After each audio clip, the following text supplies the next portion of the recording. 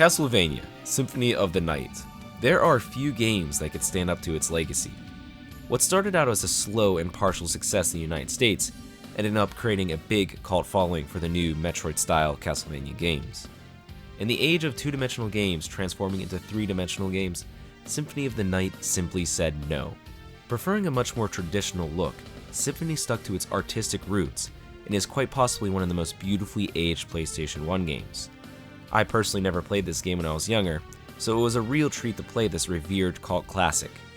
Blending together so many classical horror tropes and elements in one giant castle is truly a joy. Slaying zombies, werewolves, mermen, skeletons, and all of the Halloween cliches while searching for Dracula has never been more fun. How does Symphony of the Night hold up in the new age of gaming? Let's find out. Symphony of the Night begins with our half-human, half-vampire protagonist, Alucard, son of Dracula. It had been 5 years since Dracula's last appearance. A man named Richter Belmont was last responsible for banishing Dracula. Upon waking from his eternal sleep, Alucard aims to destroy the castle and everything in it.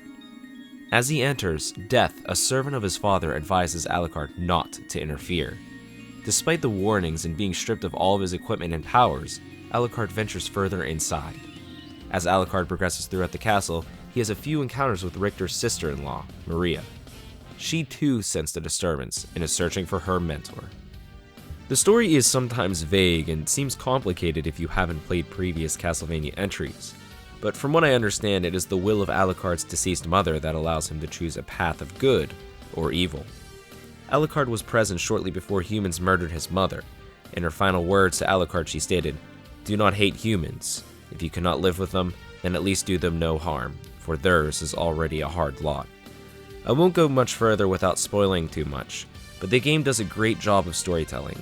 Never telling you too much, Maria's timing is usually spot on, always progressing the plot.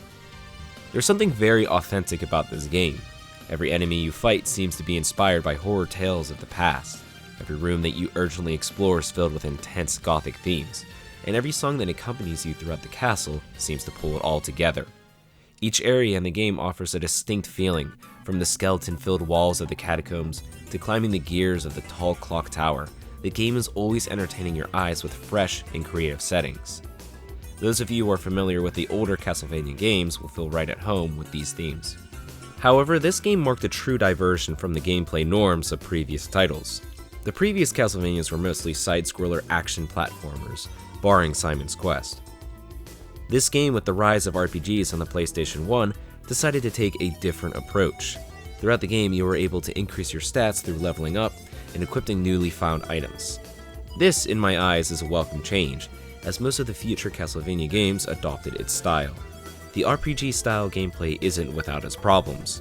While it could feel great to find a new piece of equipment and to hear that satisfying level-up sound, you can easily outpace the game's difficulty through grinding and training. Which brings me to one of my major criticisms of the game, its erratic difficulty. Now, I'm not saying I had a lot of trouble with the game, because I didn't. It, in my eyes, was actually quite easy. However, I found a few of the bosses to be a little overtuned. I got tossed around by a few of the earlier bosses, and as I entered the inverted castle, I found that some of the enemies and traps did absurd amounts of damage. It was really frustrating running into a guardian and taking 5 minutes of my time to defeat him. Even if I was finishing the game with great stats and gear, I still avoided them. On the flip side, I really thought some of the bosses were too easy. Death was easily one of the most disappointing fights. Because of the openness of the game and my willingness to explore, I outleveled in my opinion, what should have been one of the most exciting boss fights. The gameplay itself is very satisfying. Alucard's movement is very fluid and rewarding to master. The mechanics themselves between combating your spells is well done. Sliding backwards, perfectly avoiding some attacks is a great feeling, while slashing through some monsters with some perfectly timed jumps is just too fun. You gotta love transforming into a wolf and ripping through minions by way of travel. As usual, double jumps in platforming games really completes the package. I was so pumped up when I finally got my hands on the Leaf Stone.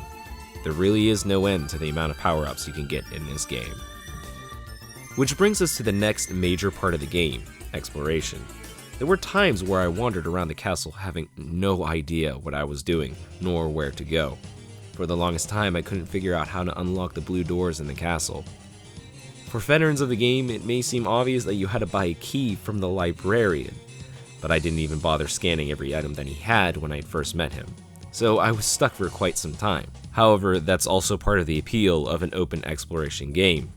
During those moments of being lost, I ended up being rewarded, finding plenty of new items, power-ups, and even pets to aid me.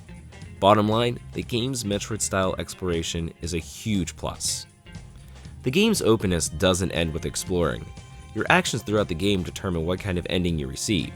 Defeating the possessed Richter and killing him yields a simple yet satisfying ending where Alucard watches his former home slowly disintegrate, stating that humanity will continue to fight on another day. However, it is clear that this isn't the intended ending. Richter seems quite off, and Maria throughout the story hints that there must be some other way than killing him. Upon listening to her hints and discovering how to create the Holy Glasses, you are now able to break Richter free of his possession. A priest named Shaft was controlling him. I personally saw no hints at whom or what was controlling Richter. I thought it was rather sudden to reveal such a character. His origins were a complete mystery for me, and after some research I found out that he was a character from a previous Castlevania game that was never released in the United States. Regardless, breaking Richter free of his possession opens up an entire new castle to explore. The only catch is that it is the same castle you just explored, only inverted. A lot of the places are the same, however there are plenty of new enemies and bosses to fight, including Dracula himself. Upon defeating him will reveal another ending, where Alucard states some powerful words to Richter. The only thing necessary for evil to triumph is for good men to do nothing. For the most part, I enjoyed all aspects of this game. However, the quality of the voice acting was difficult to pardon. In the late 90s, a lot of games struggled to fill a cast with talented voice actors. This isn't to say that all of the lines were bad, but most of the time they just seem to remind you that you're just playing a game, instead of being part of a story. That isn't to say the story was bad either. It's effective at layering themes of identity and self-conquest. Castlevania Symphony Night is easily one of my new favorite games on the original PlayStation. The driven exploration, well-crafted RPG elements, satisfying combat, and crisp platforming was such a joy to experience. Layer this all with a haunting soundtrack and a gothic atmosphere, and you have one hell of an addicting game. This timeless classic gets a 9 out of 10.